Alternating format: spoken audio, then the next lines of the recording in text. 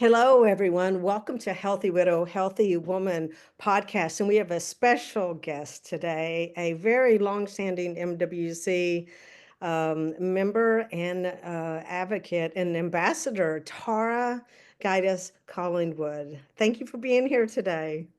Oh, thank you so much for asking me. I'm so privileged to be here talking to you.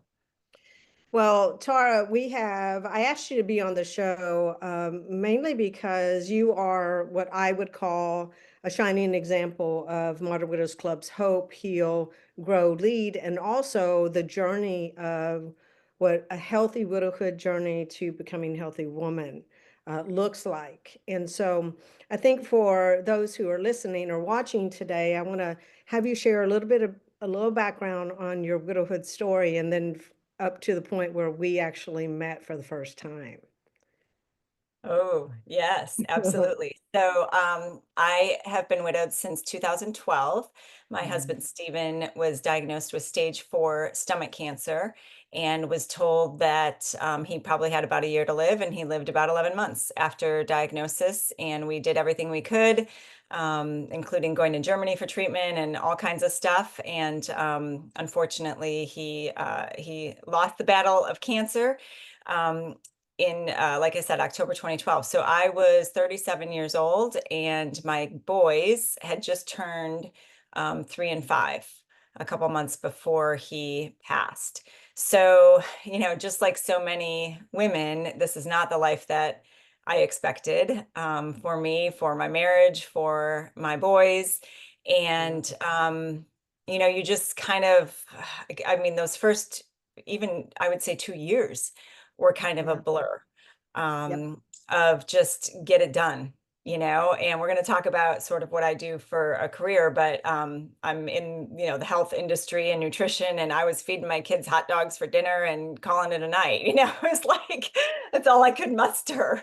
Right. And it's just, yeah, that's just what happens. And The then, so the solo parenting journey is what our data shows is the real challenges that there is to actually identify even just getting the basics done. Mhm, Literally getting food in the house, preparing anything to satiate hunger and just sleep. See if yeah. you can get sleep. Yeah. Yeah, and that it's interesting you say that because I had a babysitter who was just she was actually she worked at the daycare where my kids had been. And so then I hired her as a babysitter, on the side, and I would have her come over. I think it was like every other Thursday night, and I would just hide in my bedroom.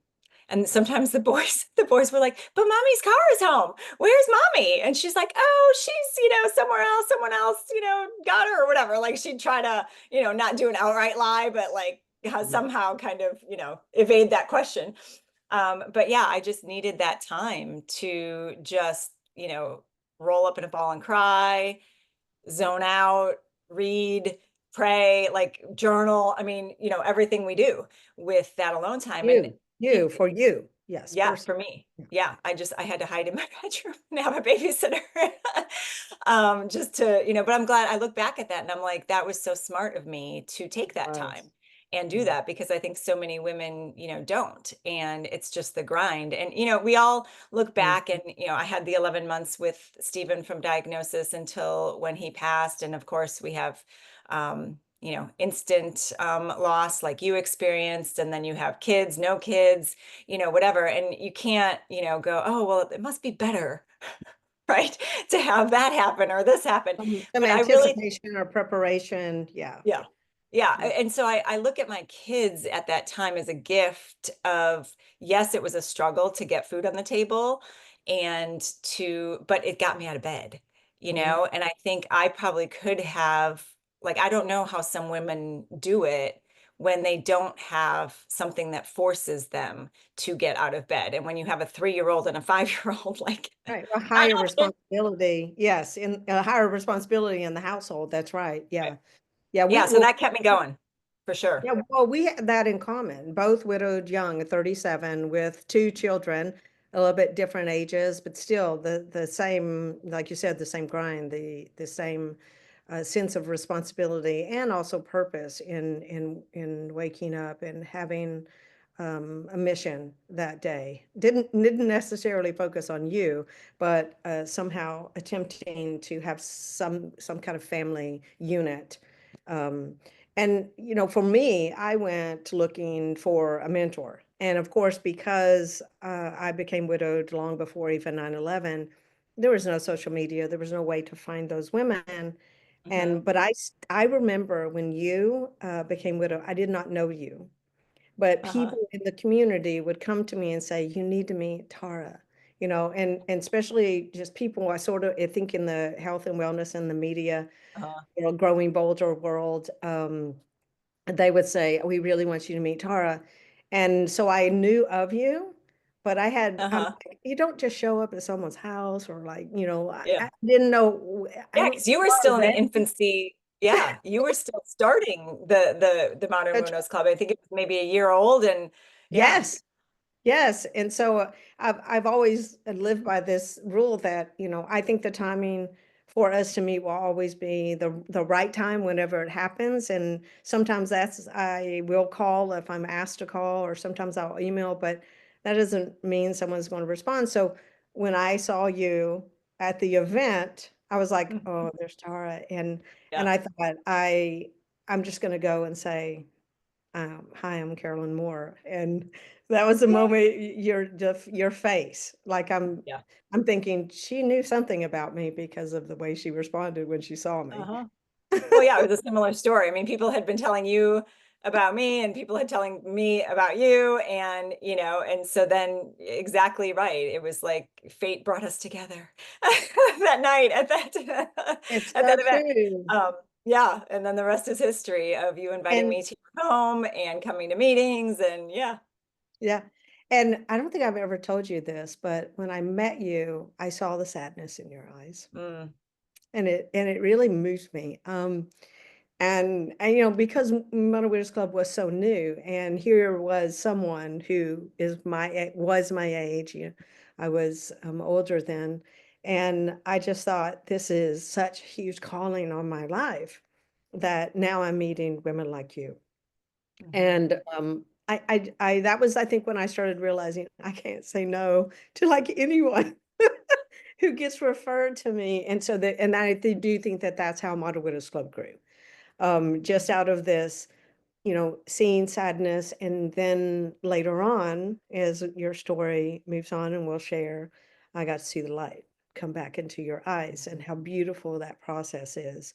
So we met, and yes, you started connecting, and you started even Modern Widows Club in its infancy, but before we had this hope, heal, grow, lead concept, and this mhm, whole idea of what a healthy widowhood process looks like. We were creating it as we were going. It was a very organic, what are the choices that we can make? We can make this choice of what we ate, or we could make a choice. And so I want you to share a little bit about what your background is and how your professional background and how it's really helped you make healthy choices mhm, to enable you to heal. Because for those of you watching and listening, Tara has, if you've attended any event at Modern Widows Club, she has been in control of what you chose to put in your mouth at those events, because we always consult with you as a professional dietitian, but also knowing how important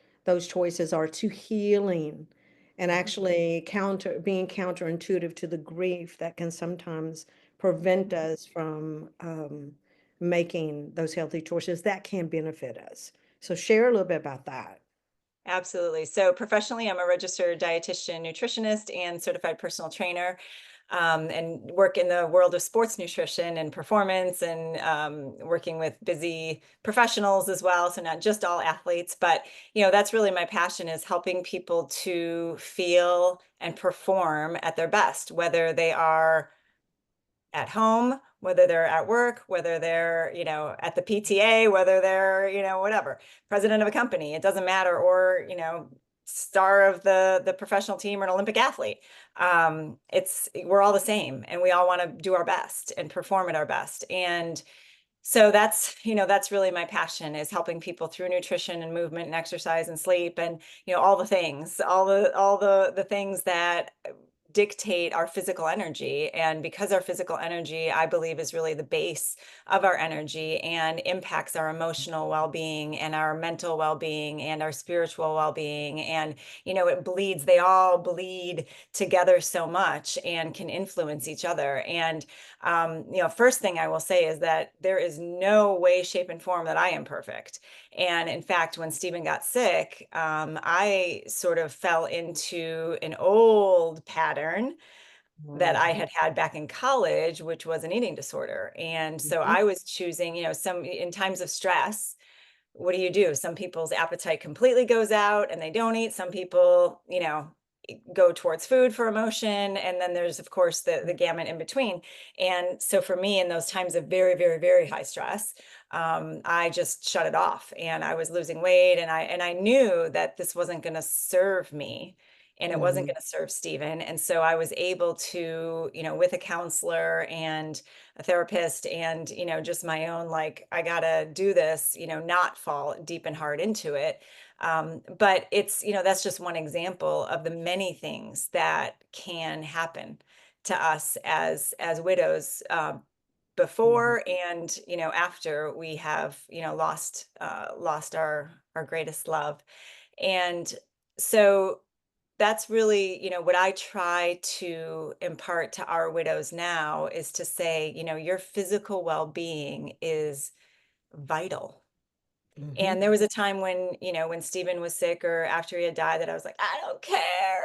I don't care if because you read these statistics about how your health risk goes up when you're a caregiver, when you Right. go through, major loss, like all this stuff, like your incidence of cancer can go up and all this stuff. And I was like, I don't care, but I mean, ultimately at the end of the day, at the time, maybe I didn't, but I do. I mean, I do care about obviously my health and but at the time when your world is falling apart, your health goes definitely on the back burner. And so, as you have taken people through this, hope, heal, um, Right. grow, and then lead, pathway, your health goes through that as well. There's times when, in hope, when again, I'm lucky to get a hot dog on the table, or I'm lucky to get anything in my body that has any vitamins. Or I'm lucky to, walk to the mailbox or take the dog around the block. Like, Right. just getting out of the house can be a huge, huge thing, let alone do some squats or planks or, some sort of exercise. Sleep.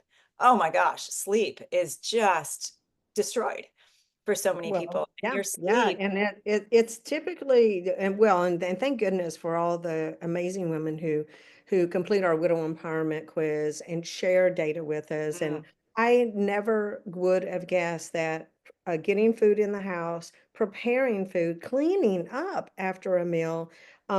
I did not realize that those were going to be three of the top struggles, and sleep being a very close second. So not eating yep, well, not sleeping. This is a serious crisis, health crisis. Yes. So everything you're it saying is. are evident, our research is actually backing.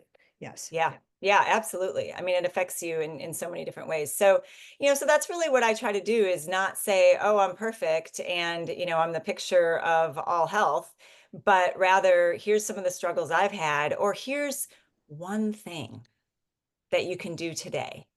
One thing that you can do today, that you can do this week, that Yeah. can help improve your health, even in that tiny little increment. And then once you can get that under your belt, then let's work on one more thing. And then let's work on one more thing. So, health can be so overwhelming. Oh, I should. I mean, if I had $1 for every should I've heard in my career, or I've sometimes felt like I should have like a confessional box like the priest has. People come to me with their confessions of, We oh, should I do didn't that do at the Widow's Health and Wellbeing Day.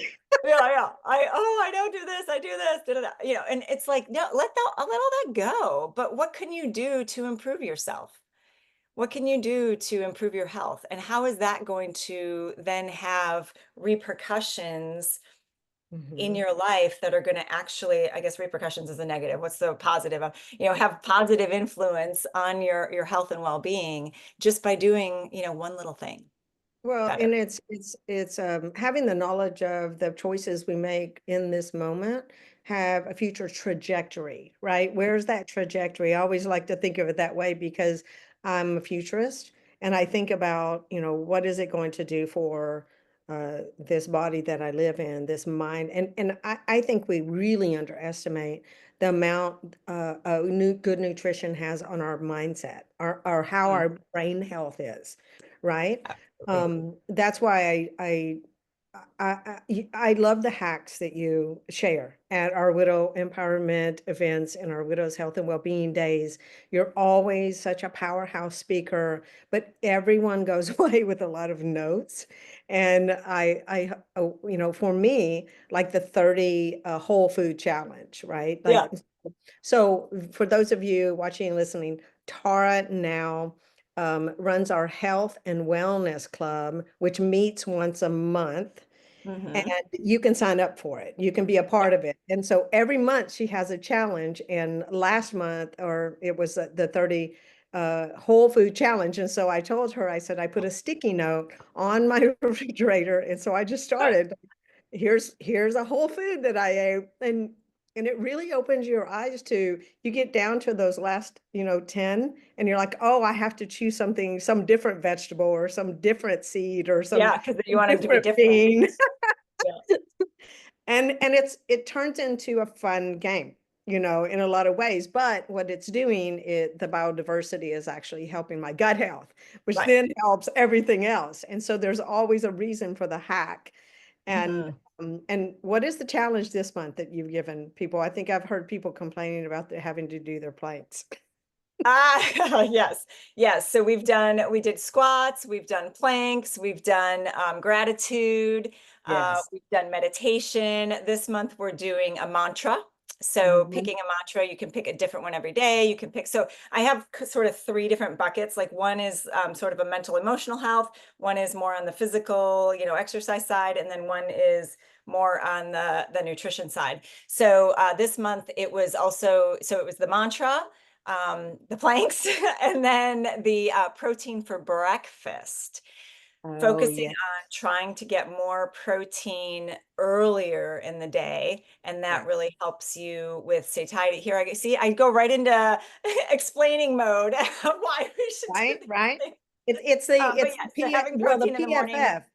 The Yeah, PFF goal. diet, yeah, is what I learned even just for hormone balance because of the Yeah, major hormone issues that we see happening with widows, and how that's creating brain fog, and that's creating lack of energy and inability to sleep, all of these things. The protein is so important, the essential fat, and then the ferment fiber, I think is mhm, what I read. But protein being the top one. So I'm glad you right. are challenging them. Well, And what is and that? specifically, An egg, you know.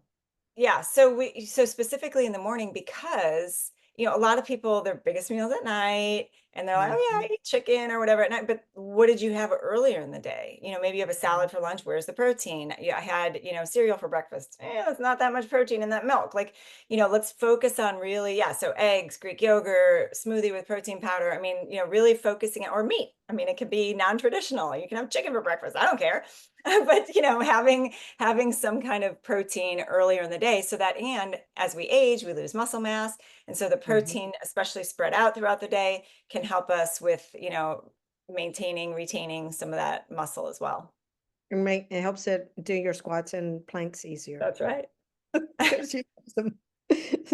So yeah, so Tara literally, what I love about, and maybe I'll post, like when you spoke at the virtual widow empowerment event in person, or in person events and in our virtual events. And so we've started sharing some of the like little snippets on our social sites just because it's so rich, full of good content. And so that's what Yeah, rolled thank you into for this doing training. that. I saw a few Yes, of those. I was like, oh, that's I know, me. I know, I know. We're pulling the archives. We're not done. We're going to pull No, I some love from it. past events because it's still good content. It's still Absolutely. usable. But the Health and the Wellness Club now is an established club that now you can actually come and spend some time with Tara. Yep. She can mentor you through some of these, but she always has a plan, like she said. And so this is one of the beautiful things about Model Widows Club, creating these special interest clubs, like the book club. We're launching the financial empowerment club, Mhm. the parenting club, the relationship building, and the travel club. These are clubs where you are talking about different aspects of health. Yeah. But this one is unique to truly nutrition, movement, and mindset. So Yep. I love that you have stepped forward to do this because you're on our ambassador council, which is a team of individuals and organization that really are committed, not just only giving financially, but also giving in a volunteer manner, but being a champion for this cause, for more widow advocacy and more widow health education and conversations. And I'm so grateful for that. And you're the perfect person to have. And it's, aside being a speaker, but in being the facilitator of this, but at the same time in your personal life started growing also from your healthy choices. And we can Mhm. talk about now, Tara is remarried and she's blended families, and I've gotten to watch all of this sort of roll out. And I kind of want to tell the story about when John first Please. met me and asked, he was very concerned about dating a widow. Mm. And I had never had anyone really come to me and like John, who was so sincere, he really wanted to do it right with you. And genuinely also in the performance industry, he wanted to do it right and he wanted to do it well. And so I don't know if you want to share that little story. He's not here to share, but Sure. it's sweet. Yeah, well, we had only been dating about 3 weeks, and then it was my 40th birthday, and so I had a little Birthday. get together, and you were there, and he was there, and so of course he had heard about you, and so he went up to you. I wasn't there, so but I've heard the story. But he went up to you and said, what's number one tip on dating a widow? And you said, Bring the joy. yeah, That's it. yep, I literally said, Tara better than I do intimately, okay? Or we'll be getting to know her. But what I can tell you is Tara is going to grieve and Tara is going to have moments because grief comes with the long journey of losing someone you love. It never leaves, it transforms, it catalyzes into in other ways of honoring them. And I said, but your role is to, when those moments come and when you're not sure what to do something to bring the joy. And he was like, I can do that. And I just went, okay. And I don't even know where it came from, but I was so inspired by him. yeah. He has no idea how many more people I have talked to. And I said, well, here's the advice I give, bring the joy. And he has done that so well Yes. in your wedding and even honoring Stephen at the cemetery in so many multiple ways. I mean, you probably have a long list of the ways that I don't even know that he has honored your story. Mhm. Right? Absolutely, absolutely. And I think, and he has spoken at a Yes, couple of our conferences, love and it. everybody wants to clone him or asks if he has a I brother. do. Um, but yeah, I think, because of, I mean, there's no way that we would have the relationship that we have if it wasn't for my journey and you and the Modern Widows Club as part of that journey, as a Mm, majority of that journey of learning how to live again. And it mm, is a choice. You used that word a second ago of making the choice. And that's, my advice to widows when I talk to them is you have a choice. You have a choice to stay in bed and pull the covers over your head, or you have a choice to put yourself out there. And yeah, there are going to be days when you're just going to want to go and curl up in a ball and put the covers over your head. And then there's going to be days when you're like, you know what? I can do this. I can do hard things. And so, making that choice. And as you consciously make the choice to live again and find joy again and open mm, yourself up to joy and love and peace and all of those things that are so difficult to find, especially in those first few years, mm, and letting go of the guilt around should I date again? There's so many. I mean, we've got the dating club, join that. I don't want to, Yeah. steal their thunder. But there's just so much. But my number one piece of advice there would be that you have to consciously open yourself to Mhm. experiences in life. And it doesn't have to be about dating and remarrying. I mean, Right, it's just right. anything in life, really. Well, Um, and that in partly, we started out with a dating club, and then we morphed that into relationship building, because what mm, we realized is, first of all, it's a relationship with yourself. right. Second of all, it's a relationship with all relationships you already had existing, that maybe some disappeared, some were new. But then Hmm. also, what in that context, if you were going to repartner or consider repartner again, how does that, in the context of all of that, now you actually loving yourself, understanding your relationships with others, and how does that benefit a new relationship? You were doing it on the fly, just learning as you were going, but now there's that community that's actually able to have those deeper conversations. And ah, I mean, I would have loved to have had that. Yeah. But you're Yeah. right. It's like, and then, the parenting club that we have in blending families, that's Right. a whole nother resource that is so valuable. And but what's interesting about your story, and I've always thought it was so beautiful, is not only was John, the way he was, and being so sensitive and caring and compassionate, this trickled down to your blended family, which had kids on both sides. Mhm. And just recently, it was Basil, right, at school, did a presentation, and we featured it in Widow Life, because, and we're going to tear up, I because know you're going to make me cry here.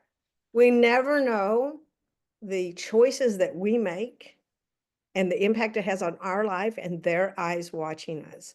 And this was a moment where that was very clear, Yeah. because of what he chose, the story that Yeah. he chose to tell at this Yeah. So he was in competition. a financial wellness class. Yeah.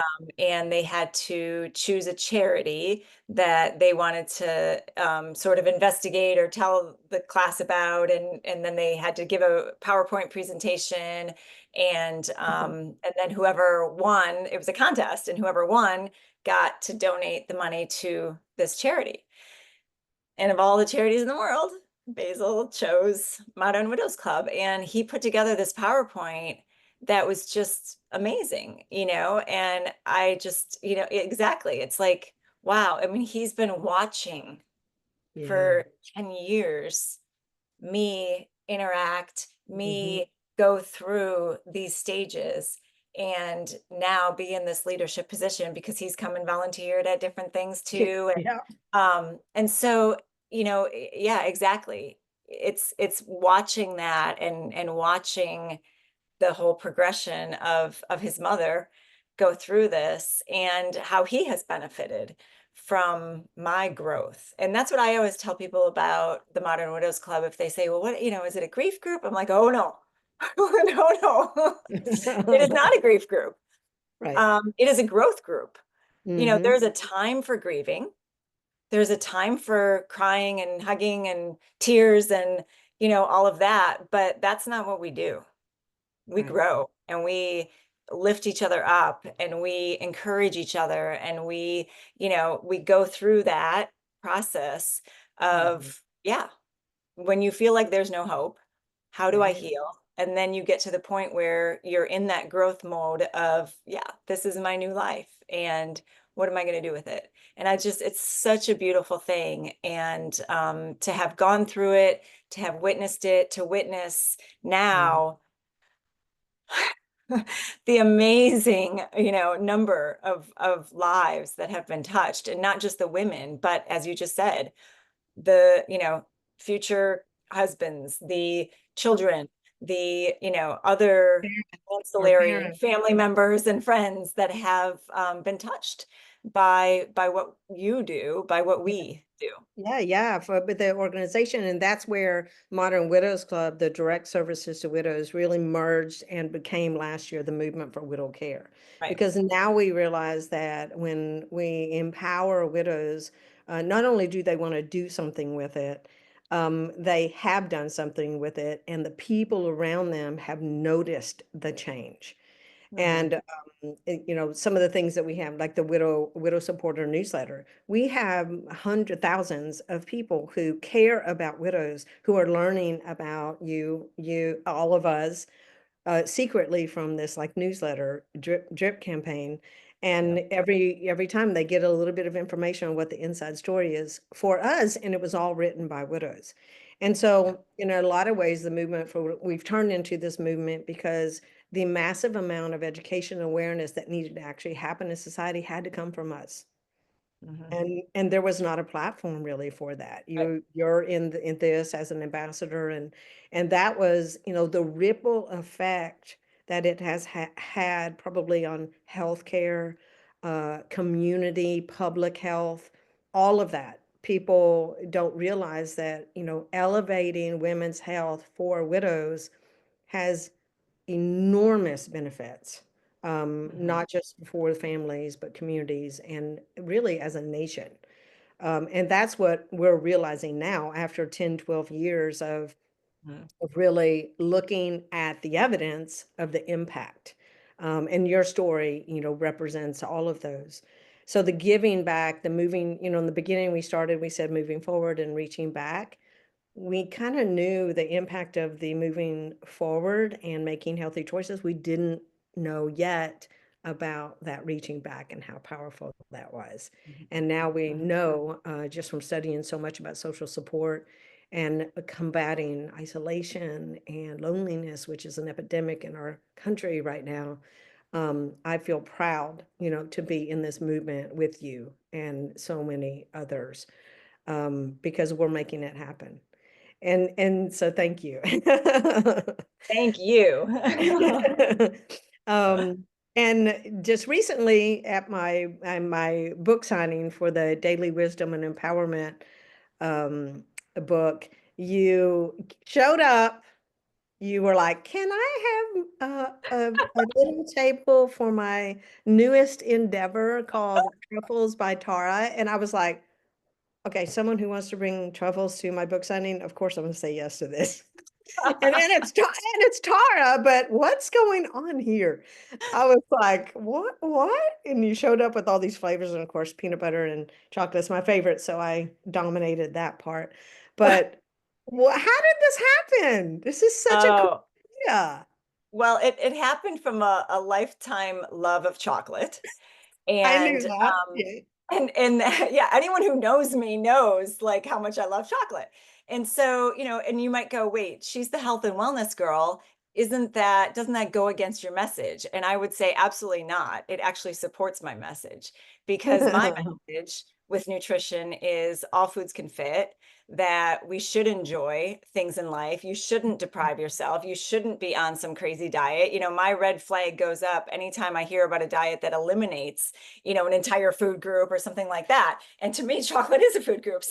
Um, so yeah, I've been making these truffles, and I call them truffles and treats, because they're not all truffles, but some of them are, Okay. like the peanut butter ones are more of like a bonbon, but anyway, semantics. So I've been making them for years and handing them out to friends and family at holiday, at Christmas time or whatever. And everyone always says, "Oh, these are so good. You should, do these, you know, sell them." And I'm like, "Ha ha ha." And then this year, I just decided in January there was an event, that I could, have a little table and try, my hand at selling them. And so I made a whole bunch of them and was sat at this, event. It was like a little women's marketplace thing, and Yep. sold $700 worth of chocolate in one day on my first day in business. And I was like, "Okay, this is fun." And it's just passion. I'm passionate about my career as a dietitian and exercise and all that kind of stuff. And that'll never change. But I'm also passionate about good chocolate. And so my chocolate is good. It's not, crap chocolate. It's not waxy chocolate. It's good, and it's made with love, and it's handmade. And so yeah, I said, "You know what? I'm gonna do this and just see where it goes." So right now it's a little side hustle. I have a website that is trufflesbytara.com. Okay. And you can see all the different flavors, description of them. I haven't quite gotten into shipping yet. So if you're in Orlando, definitely I can get them to you. But I mean, I have shipped to like my aunt in Oregon at Christmas time. So Right. I can ship, but I just haven't figured that out yet. Like I'm new. I mean, this is new. Yeah, Um, yeah. This is Central Florida. Okay. This is where there you Tara go. lives. Let's just Um, identify that right here, right now. Yes, yes, yes. So, but anyway, so yeah, but the message here is, follow a passion. Yeah. And reinventing yourself at any age is a fun thing to do. And so, I don't know where it's going to lead, but for right now, I'm doing, special orders for people's graduation parties and Easter Aw, and all the and boss's day and whatever, like all these different that's things, right. and so it's that's what I want to do, is kind of just see where it goes. I don't know. I love it. And I heard that Martha, one of our, basically one of the very first members of MWC, Yeah, came over and helped roll truffles with you. So now it's a she did. community Yeah, yeah. At company. your book signing, she said, if you ever, she used to be in the restaurant business. And so Yeah. she said, if you ever need some help. And I said, actually, I'm doing a photo shoot for my website. And so I have to make every single one of these. And so I have to crank these out in like 2 days to make everything, to have them photo ready and whatever. And so, yeah, she came over and my mom was over and we were sitting there rolling truffles and having a good old time. It was great. So, Oh yeah. my gosh, she told me because we actually had dinner that evening, and I Yes. was like, you didn't bring me. Can't believe it. She goes, if I'd have known, I went, how could you not even know I wouldn't want them? Like I should, you know what? That's on me. That's on me. I'll I, make up for I loved it. it. I loved it. Well, because it was probably a good thing because I'd already eaten the ones you gave me. And so it was soon after that. But when I heard that Martha went over, I went, okay, so this is beautiful because now there's purpose and meaning in Martha's life and the connections that she's Mhm. made at Modern Widows Club truly over the last 12 years. Martha was, at the third meeting at my house, and she said, this is going to be a beautiful future movement. And I remember her saying that, but I was thought, I'm Mm, not sure what you're talking about, but I'm happy to mentor a couple of ladies. yeah, And and really it's that always saying yes to new things. This is yeah, exactly what you're doing, which we talk a lot about at MWC, saying yes to new things. And you know what? Doesn't work out, don't go do it again. But if it does work out, keep going. yeah, exactly. I'll just go back to making it for friends and family that you're on the list of, and there's That's no, right. nothing lost. So That's right. it's That's fun right. to play with it, and we'll see where it goes. Yeah. I love how full circle like our story has been, but how your story at Modern Widows Club has been, not Mm. just for you, but for so many others. I mean, I've met your parents and obviously John and your kids, and volunteering at our events. It really has turned into a full circle moment of healing and so much hope. And I'm just so grateful. I'm grateful. I know you have a strong faith in God, and I really think that, none of this was, there were no coincidences in any of this. All of this Yeah. was pre-known, and my journey in really enlarging the organization around the world, but just your impact and how what you share in our community, literally women from all over the world can come into that and work with you, be there and be inspired by you. And that's, we haven't even gotten into all the marathons and the amount of things that you have accomplished personally, but get to know, where can people reach you, Tara, besides the truffle? Tell us what your Yeah. websites are. Trufflesbytara.com. But my other professional website, which I actually just redid as well, is dietdiva.net. Okay. Dietdiva.net. And then the Health and Wellness Club. So, Yeah. you can join the Health and Wellness Club. We meet the second Tuesday of the Okay. month at 7 p.m. Eastern on Zoom. But we Yep. have our own Facebook page within the Modern Widows Club, so you can join that. And like you said, we're doing these, monthly challenge. I started that just in January of this year, to do these monthly challenges so that you have, something to focus on. So it's not just, and it's a lot of sharing. I don't want it to just be me preaching. I want it to Right. be sharing. And after that first month, with the 30, plant challenge, One woman came back the next month and she said, I have had IBS for years and I have tried so many things. And she said, I just thought, okay, I told myself I couldn't have all these things to eat, but you said eat more plants. So I was like, I'm going to suck it up. I'm going to eat these plants. I'm going to see what happens. And she goes, I have never felt better. She said, just by adding more plants, so that whole gut biodiversity thing, Yep. she literally changed her life. She said Yeah. that's what she came into that meeting. She goes, you literally changed my life in the last, 3, 4 weeks. I was like, Yeah. what? And she told that story. And I said, there we go. So, you always have to be a little bit open, right? Yeah. To things.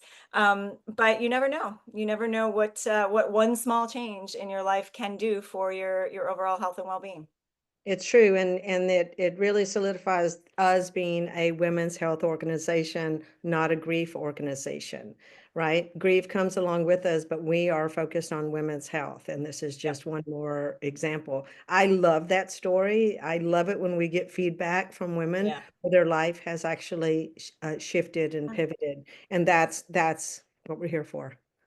Yep. So thank you so much, Tara, for this Oh, interview, and I'll put the all of those links in the show notes. And to be continued, right? Because you're speaking at our Women's Health and I Wellbeing am. Day on June 21st in Orlando, Florida. So if you want to come meet Tara, you can come to the event. Yeah, so I'm going to focus on sleep in that one because I've talked about nutrition so many times. I thought, what can I do that's a little different that, again, we hear all the time. That's So we're right. going to focus on sleep I and love what it. could we do to get a better night's sleep? I Yep. love that. I love that. It's the first thing that is the most important way to be on the Healthy Widow, Healthy Woman pathway is the sleep. So thank Yep. you for doing that. Thanks, Tara. All right. Thank you. See you soon. Okay, bye-bye.